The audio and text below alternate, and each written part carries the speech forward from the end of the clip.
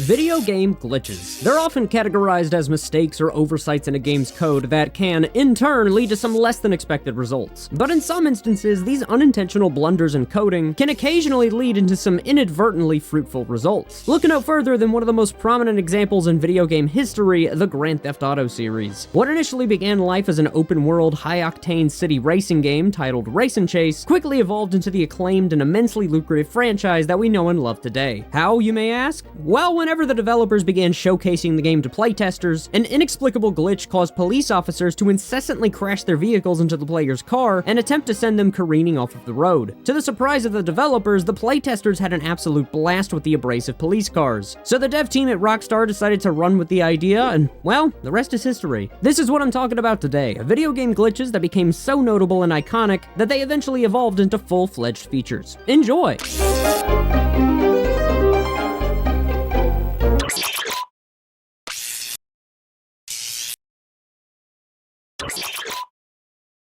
Alright, so let's kick off this list by discussing a topic that I'm sure has been covered by an essay YouTube channel or two, often because the topic in question is subject to immense ridicule. Video game movies. Sure, in more contemporary times, we've been blessed with many a strong video game movie, but in the now relatively distant decades of the 80s, 90s, and 2000s, such merit was practically non-existent. Granted, there were some highlights, but that's not what I'm honing in on today. Instead, I'm scraping at the bottom of the barrel and talking about Street Fighter, the movie. Good lord. This movie is abysmal, as in Super Mario Bros. And Mortal Kombat Annihilation levels of abysmal, nearly bordering into so bad it's good territory. The key word here is nearly. It's an absolute train wreck of a film only loosely held intact by duct tape, chicken wire, and a legitimately fantastic performance by the late Raul Julia as M. Bison. Of course! Hopefully he got a nice back massage and a bill from the chiropractor that didn't require him to pawn off one of his kidneys. You know, because his back was probably on the brink of crumbling after carrying this entire fucking movie on his shoulders. However, we're not going to be talking about the movie itself, mostly. Instead, we're talking about the game based on a movie that's based on a fighting game series, aptly titled Street Fighter, the movie. Look, it was the 90s, video game companies actually had the balls to do something that audacious back then. So Street Fighter, the movie, the game, was about as outlandish and jarring of a Street Fighter game as you could get back then, as the handcrafted sprite animations were shelved in favor of Mortal Kombat-esque digitized actors. The same ones from the movie, might I add. Unfortunately, it didn't fare much better than the film when it came to critical reception, as it was widely lambasted by critics and fans for a litany of reasons. That being said, despite its shortcomings, I would actually argue that Street Fighter, the movie, the game, had some fairly compelling ideas that it brought to the table. For example, a handful of the roster was bestowed with brand new special attacks exclusive to this game and this game only, such as Cammy's Whip Choke or E. Honda's Super Chico. The most notable of these belong to none other than Guile, portrayed in the film by a beefed-up Jean-Claude Van Damme during his prime. Fun fact, by the way, Jean-Claude Van Damme has only appeared in 4 video games, including this one. The others include a mobile game called Warpath that didn't even have the staying power to warrant being shilled on a YouTuber's sponsorship segment, a skin overhaul for Johnny Cage in Mortal Kombat 1, who I think is a doppelganger given that he only narrowly resembles the actor, and is confirmed in this game to have committed at least quintuple homicide. Final count still pending. Meet Hollywood's newest star.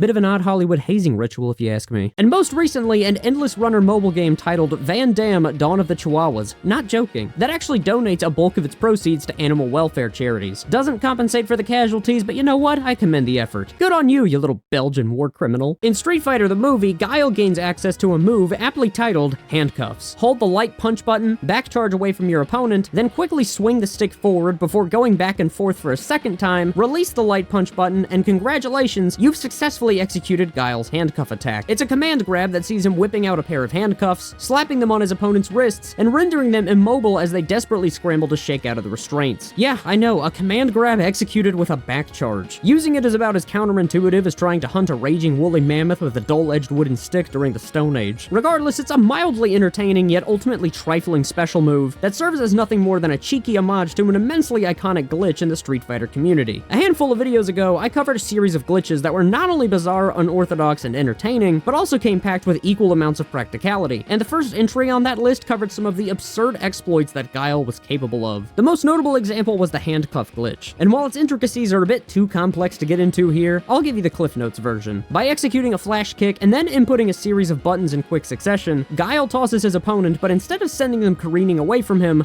they're instead latched onto his hands, rendering them unable to move or attack, hence the name, the handcuff glitch. If you get into a scuffle with somebody in the street and they bust out this little maneuver on you, yeah, that's not a glitch, that's getting arrested after chugging your 5th Bahama Mama and trying to throw your shoes at an officer.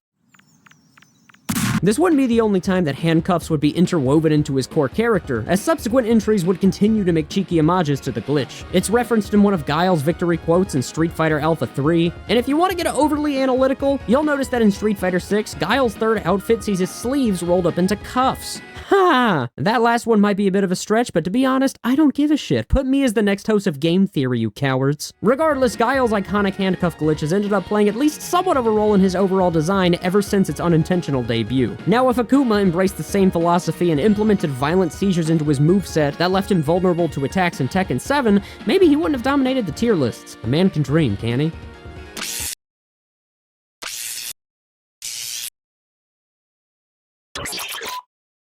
Since the dawn of the first game, truly classified as open world, sandbox games have been rife with a concerning abundance of bugs and glitches. It makes sense. I mean, you not only have to code and program individual levels and segments, but also a massive interconnected area for the player to explore on their own volition as well. Unfortunately, it seems like the advent of modern technology has ironically regressed certain aspects of the gaming industry, most notably the day one releases of most modern open world titles, with some exceptions of course. You might recall the notorious launches of titles like The Witcher 3, Cyberpunk 2077, No Man's Sky, or hell, even something as fresh out of the box as this year's Stalker 2. Regardless, the open world genre is no stranger to the realm of bugs and glitches. For this video, however, we're taking a look at a game that, while certainly not a bug fest, was riddled with a handful of notable glitches, that game being Red Dead Redemption. For as damn near flawless as this game was, and still is to this day if you ask me, it actually housed its fair share of immersion-breaking glitches when it first came out. You've got the bouncing wagons that I'd like to believe was an out-of-left-field throwback to San Andreas, and lowriders with hydraulics.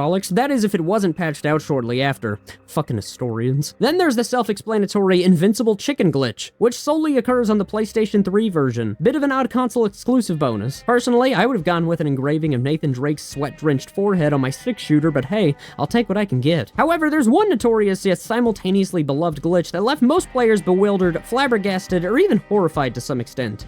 The Manimal glitch. These are Manimals, the half-human, half-animal hybrids that are equal parts amusing and disconcerting. It's what happens when animals spawn in the game with the models of human NPCs instead of their own. Go a bit further south, however, and you could probably argue that it stems from chronic inbreeding. As a result, you get these revolting Chernobyl mutations that contort their limbs and body parts, and embody the characteristics of animals while bearing a striking resemblance to something out of Pan's Labyrinth. You've got everything from a man embracing his inner eldritch Peter Pan by soaring through the sky and screeching like a hawk, to a woman who walks like a cougar and acts like a cougar, but sounds akin to a wild mountain cat. To arguably the most prominent example of the bunch, a lady who bears characteristics similar to a donkey, and is pretty cordial for the most part. Get a bit too brazen though, and she'll deliver a swift kick to the groin and bray at you until you give her some space. If this is what menopause looks like, I have roughly 2 decades worth of prep time until my girlfriend hits her mid-40s. Wish me luck. Fortunately, or unfortunately, depending on who you ask, Manimals were promptly patched out in a subsequent update, but the legacy of the glitch was so impactful that Rockstar even ended up acknowledging it later down the line. Fast forward nearly a decade, and Red Dead Redemption 2 releases, I become a recluse for about a month and a half, and I trade in my Mazda for a Mustang, not the car, and my sneakers for a pair of cowboy boots with 3-inch heels. The latter helps with my height and, by extension, my self-esteem. If you couldn't tell, I adore this game, and given the gargantuan abundance of content, yeah, it kept me busy. That being said, Red Dead Redemption 2 is one of those games that's teeming with so much detail, so many secrets and Easter eggs, and so many events and activities to partake in that players are still finding things to talk about. It's a once-in-a-lifetime game. With that in mind, you shouldn't be too surprised to know that Rockstar crammed in a plethora of Easter eggs and slick references to not only the previous game, but other Rockstar properties as well. For the sake of brevity though, I'll be primarily referring to 2 different Easter eggs that reference the aforementioned glitch. Gallop on over to Chalice Springs, located in New Austin, and you'll eventually uncover the morbid sight of a long-decayed corpse strapped to a horse mill. This is the key moment where all the necrophiliacs in the audience just started watching this video with one hand, you sick fucking bastards. At a glance, it doesn't look too too dissimilar from a traditional corpse. But hone in on the skeleton a bit more and you'll realize that these are actually the remains of a bizarre half-donkey, half-human hybrid. Out of sheer consternation and bewilderment, John pulls out his notebook and jots down his eerie findings. If you didn't already put two and two together, maybe go see a neurologist, that's a little concerning. But in all seriousness, this is a clear-cut acknowledgement of the viral Donkey Lady video that catapulted the glitch into prominence in the first place. However, there's actually another reference made to the Manimals glitch, and believe it or not, it's based on another notable mammal sighting, the man-bear pig, whose namesake I'm going to assume is loosely based on the aptly named cryptid of the same name that originated from South Park. Yes, South Park. Mosey on over to the west side of Van Horn, put around in anyone that doesn't reciprocate your greetings.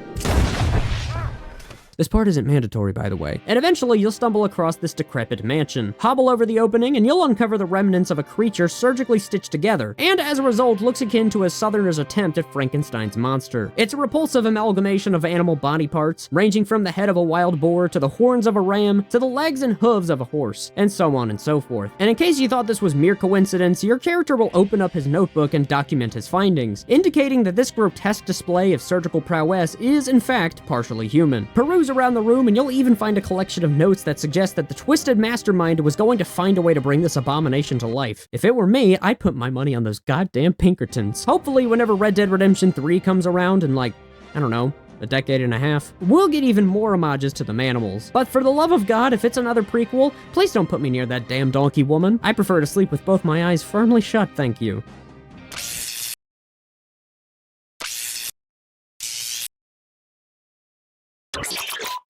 Oh, Resident Evil 4, you little trailblazing bastard, you. How I cherish you. I think it's safe to say that Resident Evil 4, regardless of your feelings towards it, was a pivotal moment in gaming history, as it effectively introduced the modern third-person camera that any and all third-person shooters have adopted to this very day. However, what if I told you that the game's highly innovative third-person aiming system had inadvertently forged a simple yet surprisingly handy glitch? Let me explain. So before the concept of the aiming reticle was prevalent in third-person shooters, Resident Evil 4 instead opted to guide your aim via a red laser light attached to almost all of your weapons. And when I say almost all of your weapons, that's not me being hyperbolic. Standard issue pistol, laser sight. Shotgun, laser sight. And RPG, kinda superfluous, but fuck it, it's getting a laser sight. Everyone gets a laser sight, minus the knife, because even in 2005, we were still living life like it was the 40s. Now, unlike the more contemporary aiming reticle that immediately flashes on the screen when squeezing the aim button, in Resident Evil 4, and both 5 and 6 if you want to get technical, there's a brief window of time in which Leon readies his aim before the laser sight targets his opponent. This relatively brisk time frame is going to be the focal point of this next glitch, but it only occurs in a specific firearm, the striker shotgun. Shotguns in Resident Evil 4 are, to be rather blunt, fucking awesome. Aim one of these puppies at a crowd, squeeze the trigger, and watch as some of their heads explode in a violent gush of blood and gibs, while the rest get sent tumbling like an assembly of dominoes. In any other context, I would probably sound like a sadist. Thankfully, this is a gaming channel. One of the last shotguns you'll unlock is the striker shotgun, a short-ranged yet devastating shotgun that's the most accurate at point-blank range. Opinions are a bit mixed on its viability, considering that any damage it deals past the chest-to-chest range can be laughably pathetic, but lure your enemies in close enough and this thing will absolutely eviscerate them. That being said, if it's used correctly, this gun can inadvertently bestow players with a pretty sizable speed boost, believe it or not. By aiming the striker and then popping open your inventory just before the laser appears on screen, and then switching to another item, Leon will gain a notable increase in his speed. Now, the effect itself is not permanent, as numerous actions such as getting hit, climbing up a ladder, or even reloading a shotgun will revert Leon's speed back to normal, but still,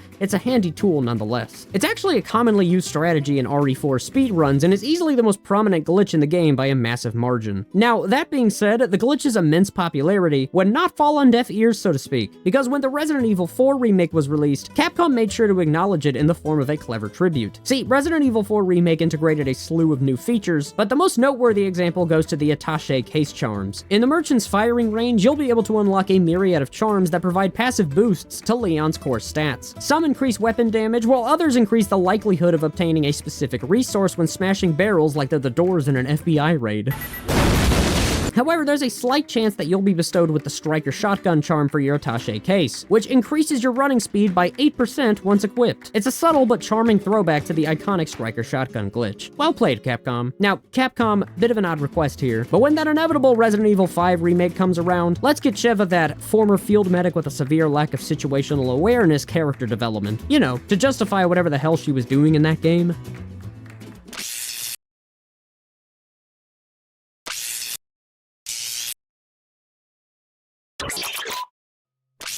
So when you think of video games notorious for their glitches, the last place you'd expect would be in a Traveler's Tales Lego game. It's not because they're entirely absent of bugs and glitches per se, but just because the coding malfunctions that you do experience are often more on the trivial, or at worst, trifling side of the coin. Well, with some exceptions, of course. Now, by the time LEGO Star Wars The Skywalker Saga had released, it was easily one of the most ambitious LEGO games of its time, with a massive abundance of characters to play as, 20 planets to explore, and a story mode that chronicles the events of all 9 mainline Star Wars films in an infectiously charming and surprisingly concise format. That being said, with all of those moving pieces converging and working in tandem with one another, it was only a matter of time until glitches would ripple across the internet, and oh boy, they did. There's the glitch that allows you to float to the highest peak of the map by performing an infinite combo on a youngling. I always choose Anakin when I do this just for the immersion. There's the invisible character glitch that sporadically occurred on the title screen. And then there's the glitch. The one that exploded onto everyone's browser like an aggressively sexual basement dweller after about 10 minutes of his favorite movie.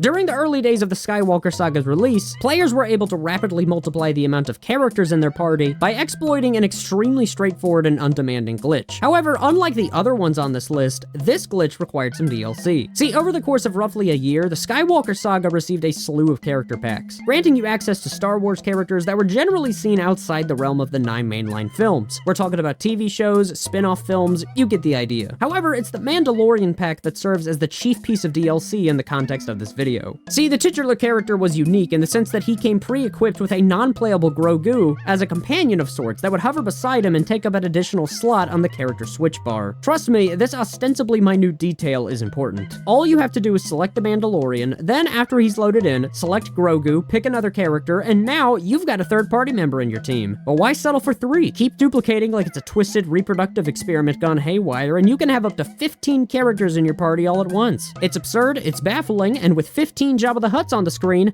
it's making me question my sexuality. Now, unfortunately, given that this was an unintentional coding error, this would swiftly get patched out in a subsequent update, much to the chagrin and dismay of the fans. Well, for some of them at least. Fun fact, I still have a save file of this game that has 3 characters in my party by virtue of this very glitch, and any ensuing update that tried to squash it failed in doing so. Fast forward to July of 2023, and Traveler's Tales unveils a surprise update to the player base. A cheat that reinstates the cloning glitch to a T. That's not an exaggeration, by the way. They quite literally gave the players a cheat that essentially reintegrated the original code back into the game. It's the exact same process, too. Enter the code clone15, select Mandalorian, then select Grogu on the character select screen, and now you have arguably the most superlative example of a glitch that became a feature. The best part? You can use it just about anywhere. It doesn't matter if it's Tatooine, Hoth, Dagobah.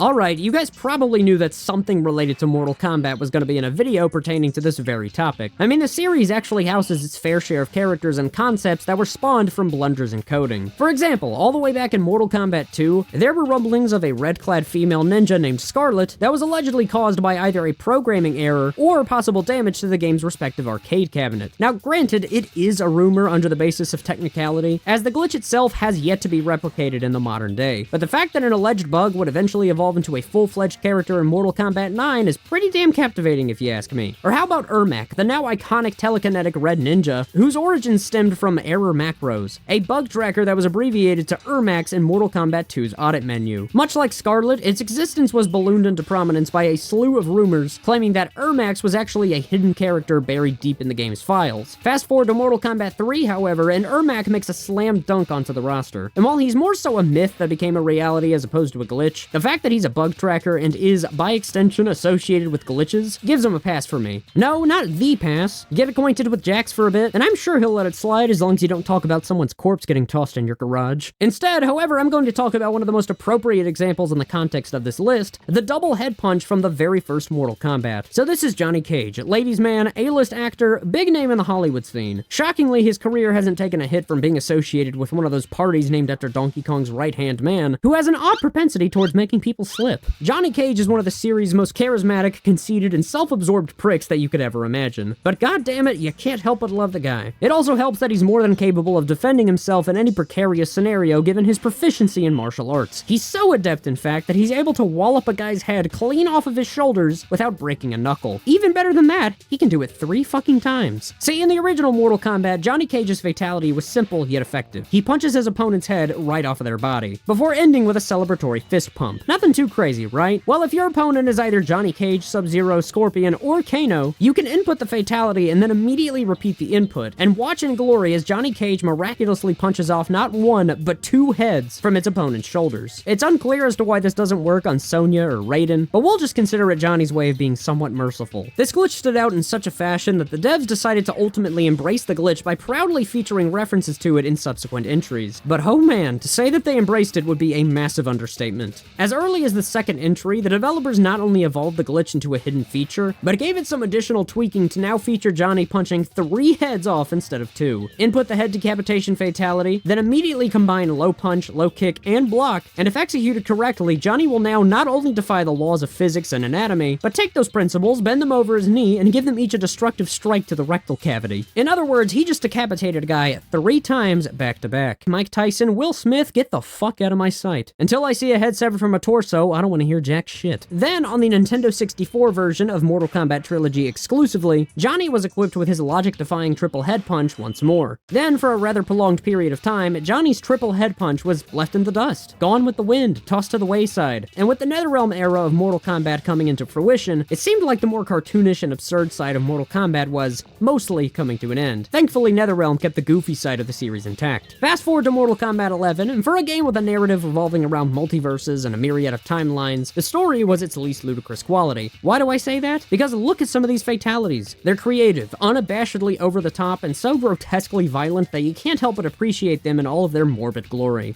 Crank the knob and what will I get? As a memento. The one that we're fixating on is arguably one of this game's most recognizable fatalities, Johnny Cage's Who Hired This Guy. Cut! Reset! Cut! Who hired this guy? What the fuck? See, it's so much more than just a comedic finishing move, as it concurrently serves as a cheeky nod to Johnny's triple head punch fatality, and by extension, the double head punch glitch as well. And if you thought I was just pulling at straws, well, Johnny also has a brutality that mimics the triple head punch damn near verbatim. Watch this.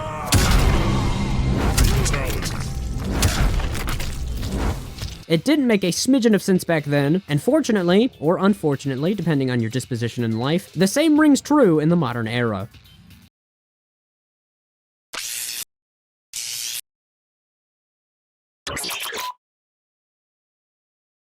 And for the last entry, we're going to be taking a look at the Farlands, Minecraft, one of gaming's most lucrative, acclaimed, and wildly successful titles, selling an eye-watering 300 million copies, holy shit, rendering it the highest-selling video game of all time. It kickstarted the careers of quite an abundance of content creators, and it sadly has the misfortune of being tied to an upcoming film that I'm confident cannot be salvaged, even with the immense star power of Jack Black as its centerpiece. Now, not too long after Minecraft was propelled into popularity, a little company of a now bygone era known as Telltale Games was making a name for itself with its slew of point-and-click adventure games based on existing properties. Sam & Max Save the World, Back to the Future the game, and of course the monumental Telltale's The Walking Dead. It was this game that elevated the team from respected up-and-comers to esteemed household names in the realm of video games. And after its immense success, this company was getting just about every IP imaginable dunked into its basket. Guardians of the Galaxy, Batman, Borderlands, Game of Thrones, you name it, Telltale gave it a cel-shaded coat of paint and a dialogue system that may or may not have given you any dominion over your own choices. It just kinda hinged on whether the writers woke up to a little morning noggin or an ear-grating alarm. And well, what better franchise to take on than Minecraft? Telltale was on a scorching hot streak, Minecraft was becoming a phenomenon, converge the two and have them engage in a little premarital coitus, and you get Minecraft Story Mode. Now, look, Minecraft Story Mode wasn't exactly a critical darling. I mean, hell, some hardcore Minecraft fans completely disavow its existence, but it does have some commendable facets to it. For example, I think the game does a solid job at weaving the gameplay-centric aspects of Minecraft into the point-and-click gameplay. The game allows you to customize your character to an extent, it has segments that see you crafting items, and the game even pays tribute to a glitch that was prevalent in earlier versions of Minecraft. But on top of that, it manages to find a way to merge it into the lore of the game. It's Pretty ingenious. So in the more primitive days of Minecraft, there existed a glitch that was directly tied to the game's map generator. See, if you've never played Minecraft, then you should know that worlds are randomly generated via a highly complex algorithm in the game's code. There are numerous constituents that make up how this game functions, too many to explore in this video, but the one key component that I'm going to be talking about are the terrain noise generators.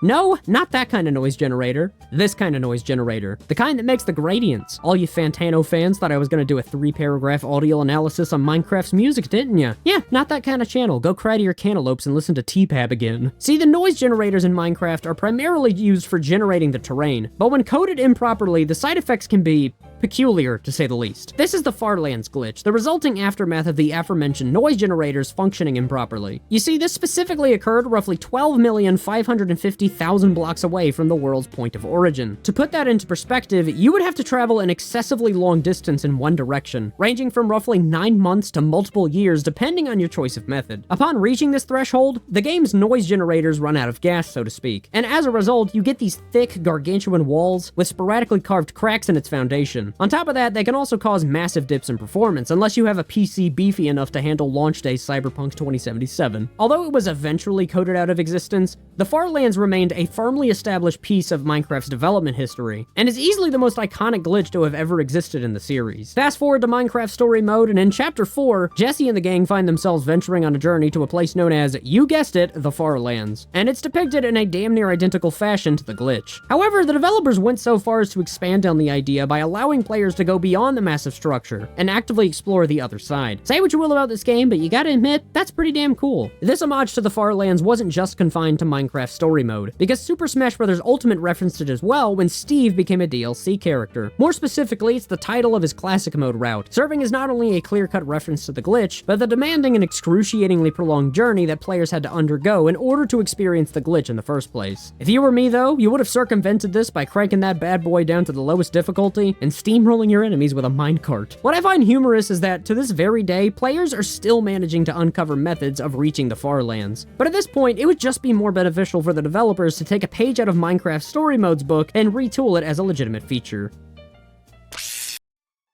Hey guys, I wanted to end this video in a slightly unorthodox manner compared to my other videos. I wanted to say thank you. Thank you for your immensely gracious support, your suggestions for upcoming videos, your constructive criticisms, and most importantly, for watching the videos in the first place. These past couple of months for me have been plagued by inner turmoil, personal issues, and a general lack of direction in life, which led to procrastination and some general dissatisfaction with myself. After some consideration, I've recognized that making videos for you guys is something that I want to pursue professionally. I just need to work harder towards that goal and get my act together. So from this moment forward, I pledge to continue with a consistent upload schedule so that I can not only achieve my dreams and ambitions, but so that I can also consistently release content that you guys enjoy. For me, whenever I type up a script or meticulously edit a video, and then unveil the final product to an audience that appreciates and vigorously supports my passions and my work, that just gives me an unparalleled sense of joy and euphoria, and I can't thank you guys enough for all of your support. Have a happy holiday season, a wonderful new year, and I'll see you all in 2025. Take care.